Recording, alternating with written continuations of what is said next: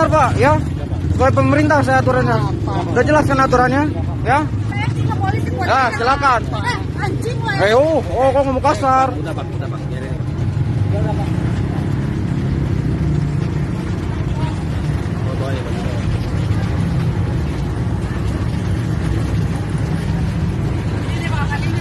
Kau pilih mana? Babi atau mati? Aku pilih mati aja lah. Tak boleh. Pilih babi. Masuk ke hutan. Mati tak makan atau babi? Ambil daging babi. Bakar. Colek-colek ke kecap. Kenapa kau makan babi? Enak Ustaz. Boleh.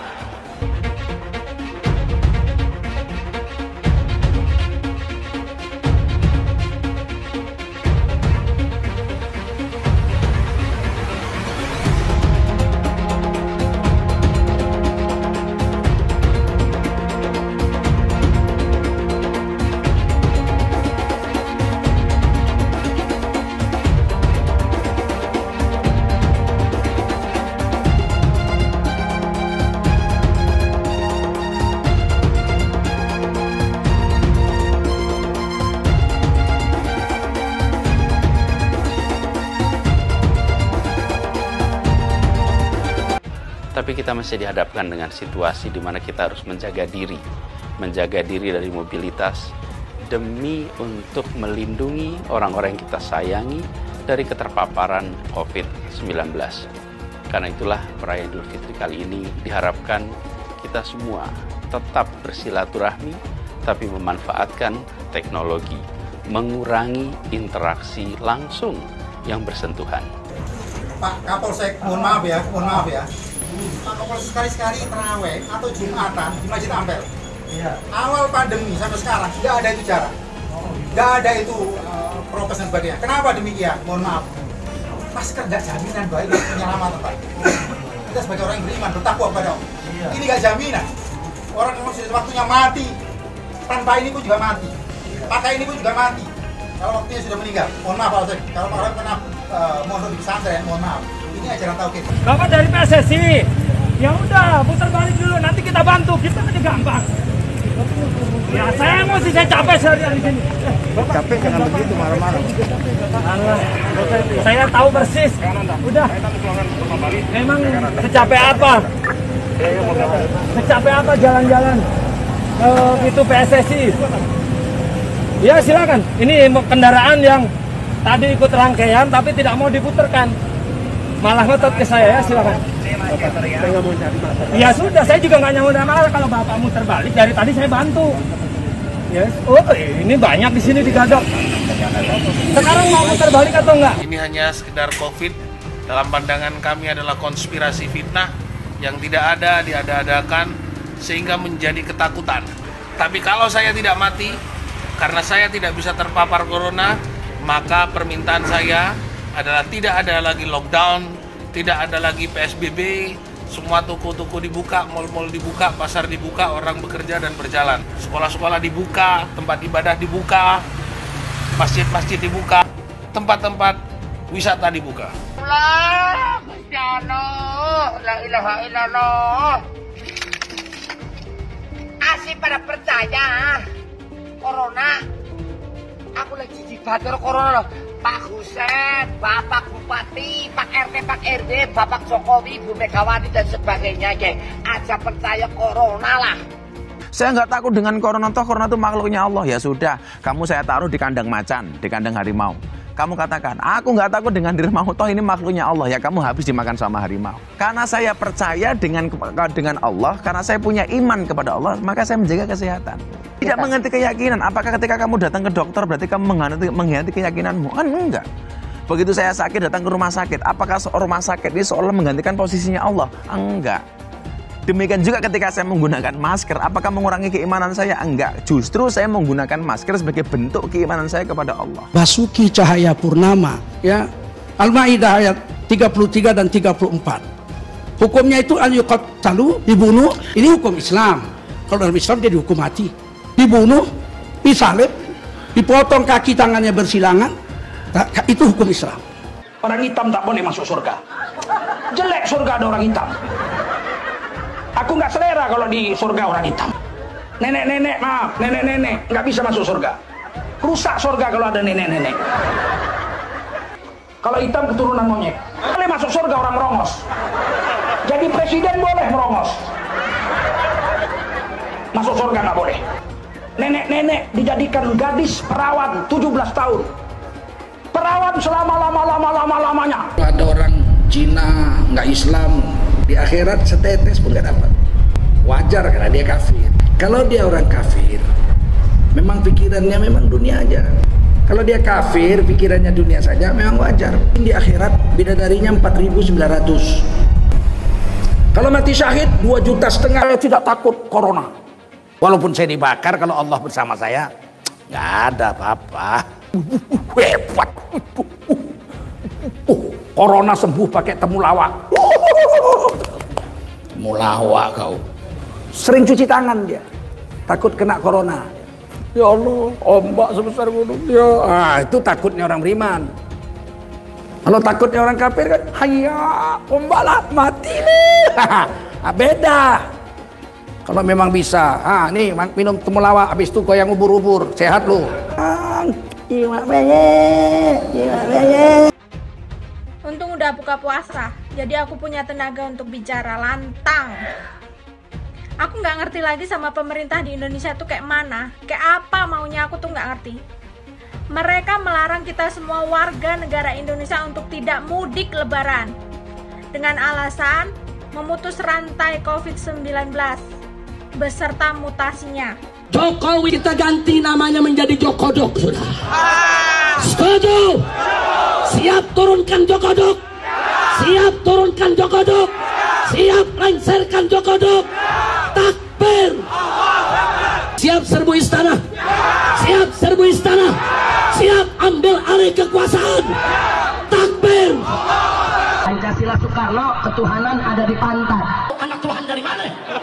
Kalau Yesus anak Tuhan, bidangnya siapa? Besok di seluruh wilayah Indonesia akan katakan dan percayalah sebagai penutup, yang kalau Anda menjolimi saya, yang Anda lawan adalah Tuhan yang Maha Kuasa, dan saya akan buktikan satu persatu dipermalukan. Padahal dia minoritas, dia mulai tahu pertama kafir, kedua goblok. Kitab Bible Kristen itu bohong. Saya bukan mengatakan Bible Kristen fiksi, Bible Kristen itu palsu. Karena di salib itu ada jin kafir. Karena di salib itu ada jin kafir. Karena di salib itu ada jin kafir. Haleluya. Saya nggak pernah mundur untuk kebenaran, keadilan, kejujuran, dan peri kemanusiaan. Gue nggak pernah mundur, dan gue nggak pernah takut juga sama lu. Siapapun yang rasis, gue akan hadapin. Karena rasis itu tidak berperi kemanusiaan. Sama saya ditanya dulu kan, kamu nyesel nggak statement kamu di Pulau Seribu sehingga masih masuk penjara? Tidak pernah nyesel. Karena saya mengatakan kebenaran. Muhammad dulu juga bukan cuma dakwah ya, beliau juga dagang gitu loh.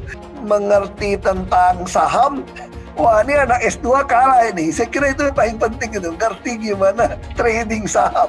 Hai teman-teman, saya mau memperlihatkan transaksi saya hari ini lakukan trading. Ini bukti transaksi saya untung $4.500 US, itu sekitar 68 juta rupiah. Semua keuntungan bisa saya dapatkan dengan fasilitas copy trading. Kalau saya bisa, kalian juga bisa guys. Oke, itu yang mau saya tunjukkan. Like video ini sekarang juga dan gunakan link di kolom deskripsi, maka kalian berhak dapat bonus kalian. Promo ini ada masa waktunya, jadi jangan ketinggalan. Bukan cuma itu saja, transaksi tidak dikenakan fee, baik itu investasi saham, trading forex, komoditas, bitcoin, dan lainnya. Kalian bisa melakukan transaksi berapa kali pun atau unlimited trading, dan tidak ada fee sama sekali. Jika transaksi di tempat lain sudah berapa fee-nya. Setelah menonton video ini, ayo mendaftar sekuritas hari ini, gratis dan tidak ada minimal deposit. Pastikan kalian menggunakan link di kolom deskripsi untuk mendapatkan welcome bonus. Kalian bisa menggunakan bonus $10.000 di akun virtual untuk latihan. Bukan cuma itu, kalian akan dapat kelas trading online gratis senilai 3 juta rupiah atau $200 jika kalian deposit di bulan ini. Selamat menonton guys, enjoy!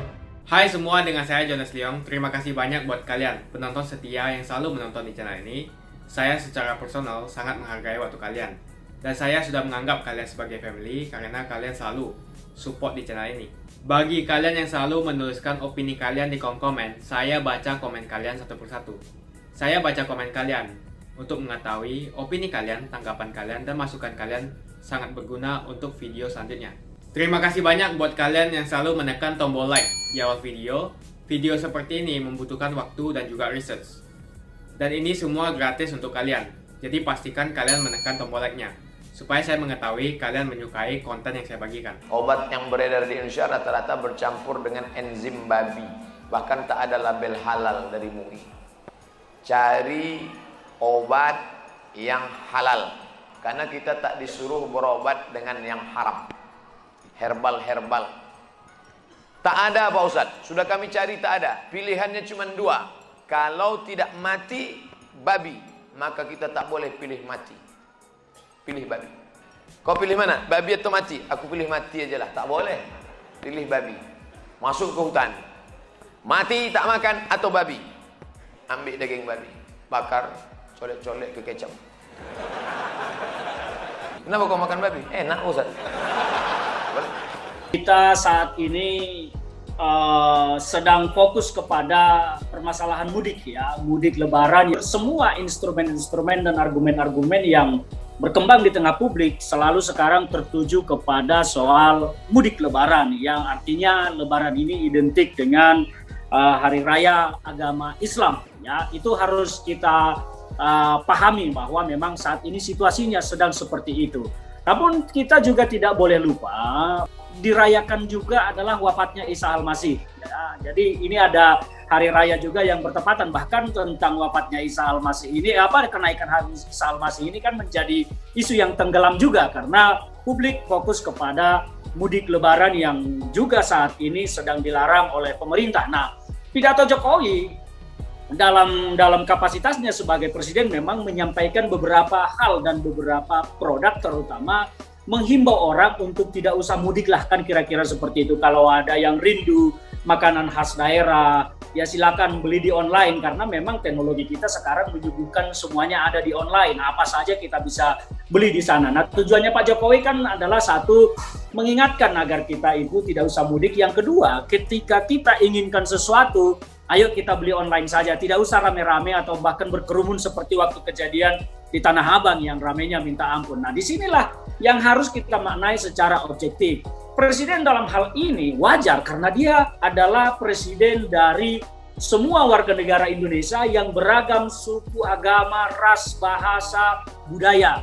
Beliau bukan hanya presiden bagi orang Islam saja, juga mereka ini tidak usah juga berkerumun, bergerombol, atau bahkan pulang ke kampung, mudik lokal juga nggak usah lah, atau bahkan nyebrang pulau nggak usah lah, beli online saja. Kan tujuan Pak Presiden kira-kira seperti itu, ini yang saya tanggap. Jadi pernyataan Presiden ini harus kita maknai sebagai pernyataan seorang presiden untuk seluruh warga negara Republik Indonesia. Jangan terfokus, jangan terlalu fokus kepada satu titik seperti yang saya sampaikan tadi. Memang imajinasi publik kita saat ini tertuju kepada soal lebaran. Nah, ketika presiden menyinggung soal bipang yang memang makanan tradisional khas Kalimantan ini, yang memang bahan bakunya, bahan awalnya, bahan utamanya ini adalah memang ya kita harus akui adalah daging babi ya, yang memang diharamkan oleh saudara-saudara kita yang beragama Muslim. Nah, disinilah kontroversinya muncul. Nggak ada orang yang berasumsi. Ini muncul asumsi-asumsi pendek dari pemikiran pendek. Oh, masa presiden nyuruh orang tidak mudik suruh beli bipang yang daging babi? Kan itu yang akhirnya menjadi menyulut kontroversi. Nah, inilah yang kita harapkan bahwa agar semua, bahkan tokoh-tokoh sekelas netizen-netizen yang punya nama besar, jangan ikut-ikutan memprovokasi dan menyulut pemikiran-pemikiran, asumsi-asumsi pendek ini. Justru harus dijelaskan bahwa maksud presiden bukan itu, tetapi yang begini supaya bangsa kita ini menjadi tertib. Salah satunya si Tova ID ya, yang meminta presiden mencontohkan bagaimana cara mengorder bipang. Itu tadi juga saya komentari. Bung Tova ini kan tahu bahwa presiden kita adalah seorang muslim yang tentu juga mengharamkan daging babi. Beliau tidak mengkonsumsi daging babi. Nah, inilah provokasi yang dilakukan oleh Tova yang membentuk image, stigma dan opini seolah-olah presiden ini bisa dituduh jangan-jangan mengkonsumsi daging babi. Padahal Presiden Jokowi ini saya kenal adalah seorang muslim yang taat, yang pasti mengharamkan daging babi. Dan tujuannya bukan untuk menyuruh saudara-saudara muslim kita untuk mengorder bipang yang memang haram bagi muslim. Sekarang ini sensitif sekali kalau sudah berbau-bau menyangkut hal-hal yang haram dan halal. Dan memang inilah situasi politik kita sekarang. Apapun isu sekecil apapun dan kesalahan atau ketidaksempurnaan kalimat pejabat pasti akan dijadikan menjadi senjata untuk menyerang. Nah, itulah sekarang di negeri kita yang terjadi. Bahkan sekelas berlabel profesor doktor pun narasinya tidak pernah berkualitas lagi di negeri ini sekarang. Ini saya nggak perlu ke alasan kamu. Ini aturannya seperti ini. Ini lihat, Bapak saya ikut rangkaian ya. Mungkin kedua, Bapak mau media. Sekarang, iya.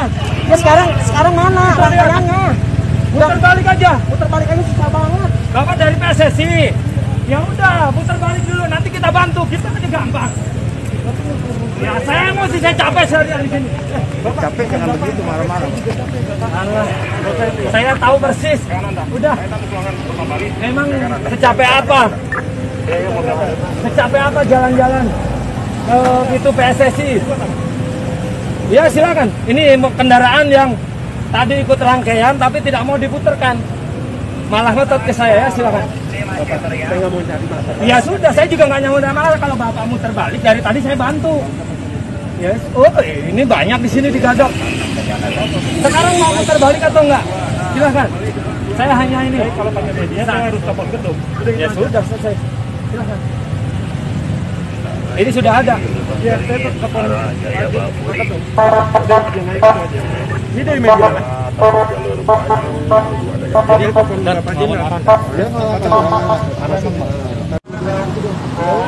kamu dari tadi ngeyel loh. Kamu dari tadi ngeyel loh. Ayo, kalau dari tadi ikut sama saya, selesai urusan. Nggak ada. Ikut dari tadi omongan saya selesai. Selesai urusan. Itu doang. Saya nggak, sekarang saya udah nggak emosi, silahkan.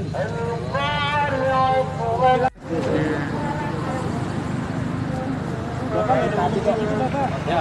Bapak cuma loh, apa? Udah. Ini loh, Anda lihat antriannya yang ke bawah sama yang ke atas memang padat. Allah, Gusti Allah, la ilaha illallah. Asih pada percaya corona. Aku lagi jibat karo corona loh. Pak Husen, Bapak Bupati, Pak RT, Pak RW, Bapak Jokowi, Bu Megawati dan sebagainya aja percaya corona lah. Sing pada gelis mati gara-gara corona kuwe ya. Anu pada keseringan pada nganggo masker, kebacinan cangkeme tewek mulai mati. Aku heran, mohon maaf lahir batin ya untuk para orang yang terhormat, Bapak Jokowi lah, Pak Husen lah, Megawati lah, Pak RT, Pak RW lah semuanya ya. Sebenarnya itu untuk corona itu ya, sebenarnya itu nggak usah dipercaya. Wong negara dhewe sing ana corona wis pada bunga-bunga, wis pada gawe video jogedan, wis pada gawe video hura-hura. Nang Purwokerto, nang Indonesia, adil percaya lah, wis lah corona harus percaya lah, wis apa maning jajal. Nang Purwokerto dalane KPKP terpali, arep kangene ngono be kaya nang labirin. Assalamualaikum warahmatullahi wabarakatuh. Saya Bobin, saya pemilik akun Instagram Bobin Davidson. Saya mau klarifikasi tentang video yang kemarin, video yang tentang tidak menggunakan masker dan tidak percaya adanya COVID. Saya minta maaf untuk masyarakat yang sudah melihat video saya yang kurang berkenan. Saya minta maaf sebesar-besarnya dari lubuk hati saya minta maaf. Dan untuk Bapak Jokowi, Pak Husen, Bu Megawati, Bapak RT, Pak RW semuanya, Bobin minta maaf sebanyak-banyaknya atas video yang kurang berkenan. Tapi semoga untuk videonya ini bisa menginspirasi untuk Pak Husen biar lebih semangat lagi, dan Bapak Jokowi, dan untuk para masyarakat lebih semangat lagi dan tidak menjalankan apa yang Bobin ajarkan yang salah, tapi menjalankan prosedur yang menggunakan masker, wajib harus menggunakan masker. Bobin minta maaf sebanyak-banyaknya. Walaupun Bobin sudah mengklarifikasi ini, Bobin tetap menjalankan hukum. Malam ini masih ada sebagian anak-anak muda yang berkumpul. Kalau memang COVID ini ada di Jawa Timur atau di Surabaya, saya minta kepada staf juru bicara Kementerian Kesehatan atau juru bicara Kepresidenan akan saya sebarkan. Jawa Timur saya pastikan sudah tidak ada COVID-19 yang terdampak dan terpapar corona yang mematikan. Ini hanya sekedar COVID, dalam pandangan kami adalah konspirasi fitnah yang tidak ada, diada-adakan sehingga menjadi ketakutan bagi seluruh masyarakat Jawa Timur dan Surabaya. Kami hanya melihat tadi kendaraan mobil dari petugas kesehatan, kepolisian, Satpol PP, lalu juga orang-orang yang menjadi Satgas Covid hanya berjalan-jalan tidak menemukan apa-apa. Berjalan-jalan tidak menemukan apa-apa, menghabiskan anggaran dari pemerintah, membuat kepanikan dan ketakutan kepada seluruh masyarakat. Kami ingin bukti kalau ada, dan saya Taufik Hidayat atau Cak Monyong tanggung jawab.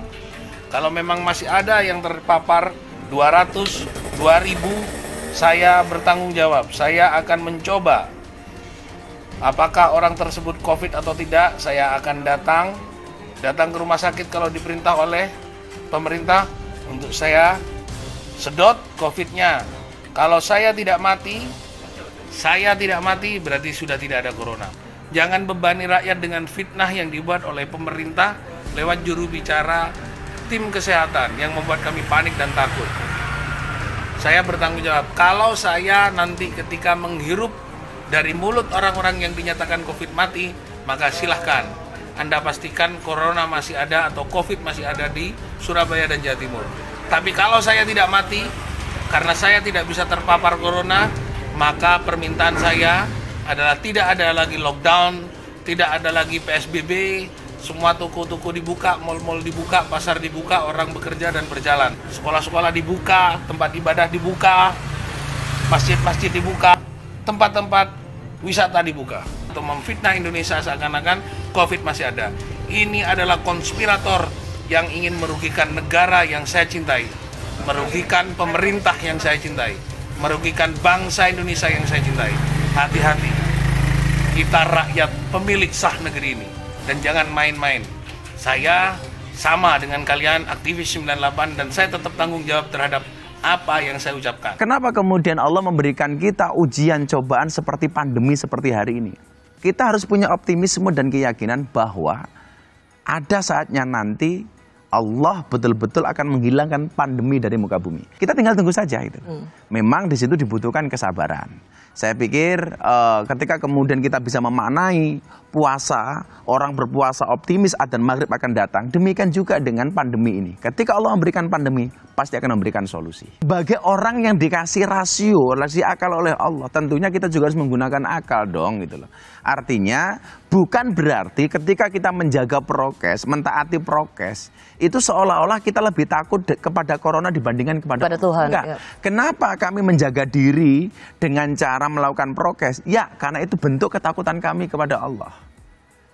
Kami takut dengan corona, kenapa saya menjaga diri? Karena itu bentuk keimanan kami kepada Allah. Jangan kemudian kita menjadi orang-orang yang takabur, yang sombong dengan keimanannya. Saya nggak takut dengan corona, toh corona itu makhluknya Allah. Ya sudah, kamu saya taruh di kandang macan, di kandang harimau.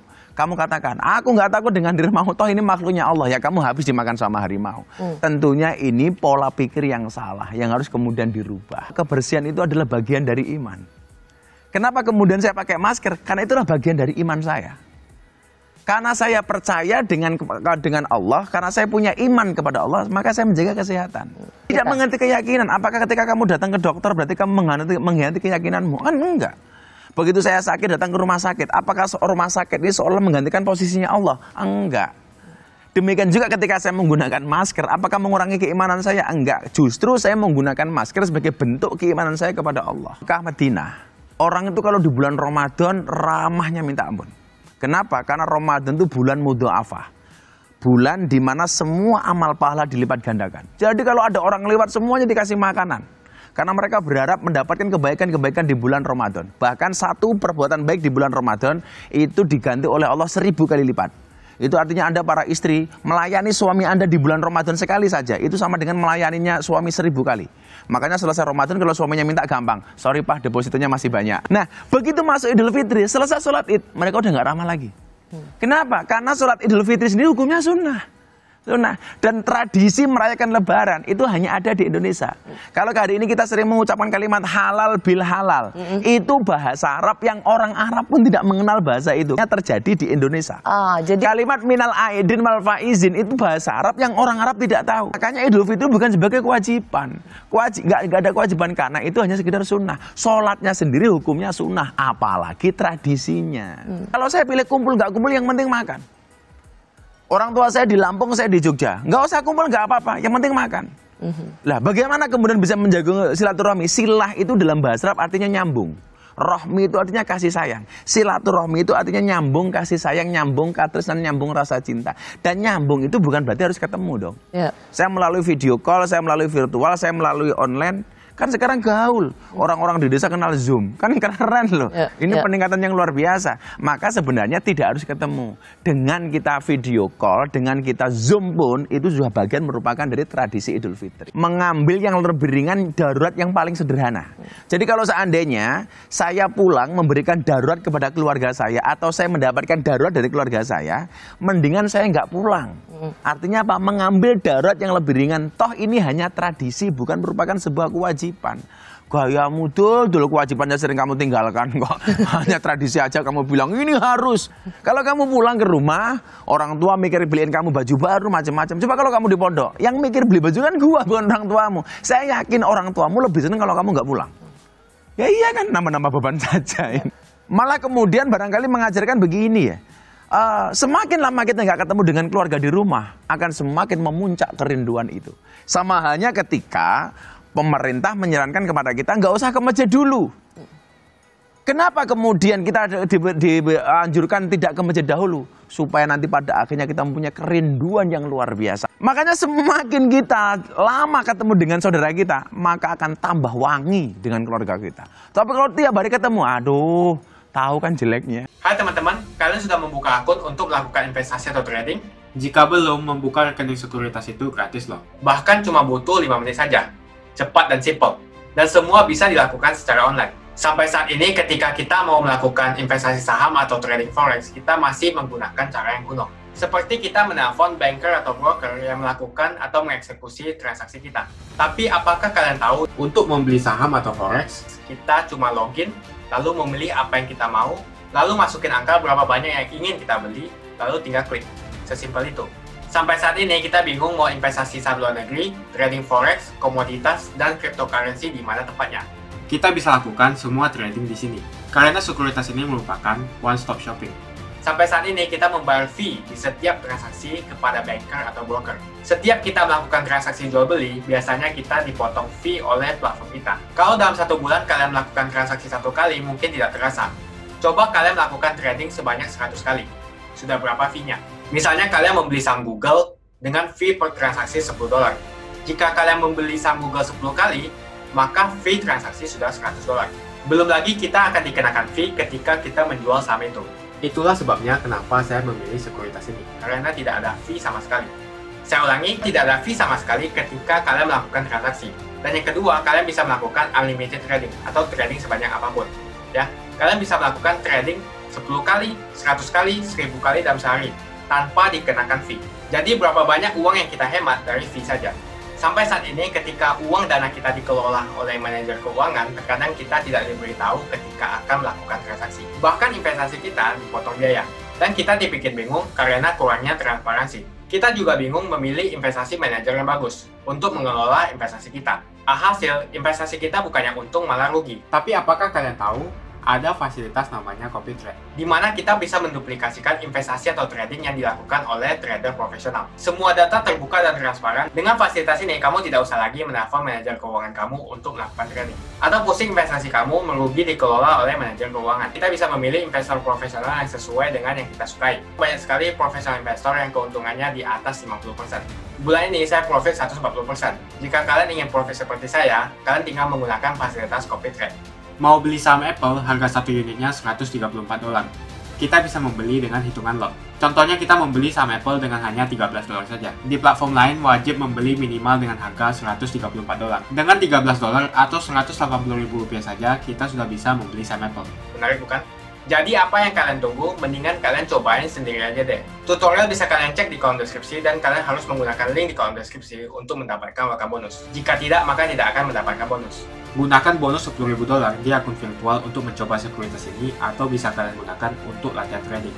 Bukan cuma itu, kalian akan dapatkan kelas trading gratis yang nilainya 3 juta rupiah jika kalian deposit di bulan ini. Makasih banyak buat kalian yang nggak skip dan nonton video ini sampai habis. Saya secara personal sangat menghargai waktu kalian. Makasih banyak buat kalian yang sudah tekan tombol subscribe, dan makasih banyak buat kalian yang sudah tekan tombol loncengnya.